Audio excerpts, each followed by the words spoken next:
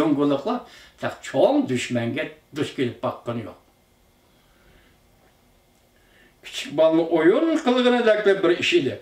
Congoluklarının batırlığı aldığını özden batırlığına çağlık geldiğine hatta o üzümü itiraf kılmayı turalmayı batırlık adalet üstü koruldu. Sen tecavüz işkense kaç kudret basan berber. Çünkü bunun adalet asası yok. Yok ben bir yerde adaletin üstü deseptir adam. Neymiş kısa eleştiri kullanmayla. Tercüman Kıtay'ı davatı bence mi? Batırlıktan çalış geldiğine hatta o üzümü itiraf kılmayı turalmaydı.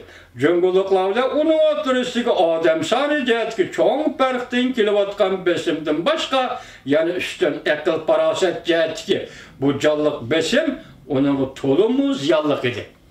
Mana müşahede Xitay'ın aklı üstürek diyek hiligerlik idi. Hiligerlik eşitleşen desem bunun ama hakkı. Lakin sancı üstünlük köplük bak korak gel. Büyük çarvası yaki kızıl Leyli'nin impriyesini 2 milyonga yetmeydiğen plan diye tarihte vetivergini çıkarıverdi. Şunda attın ya. 60 bin kişilik çıkıra kısımları.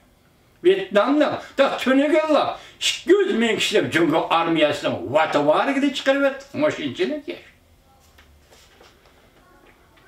Ekıl paraset ya ki bu callık besim onun tolumuz yallıkıdır.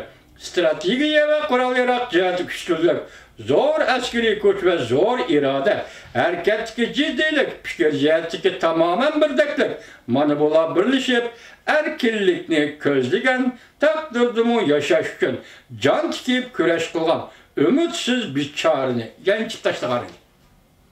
Demek ahırki aklı üstünlükle aldı da Yakup Bey o üstünlükte Xitay'dan besçise düşüdü.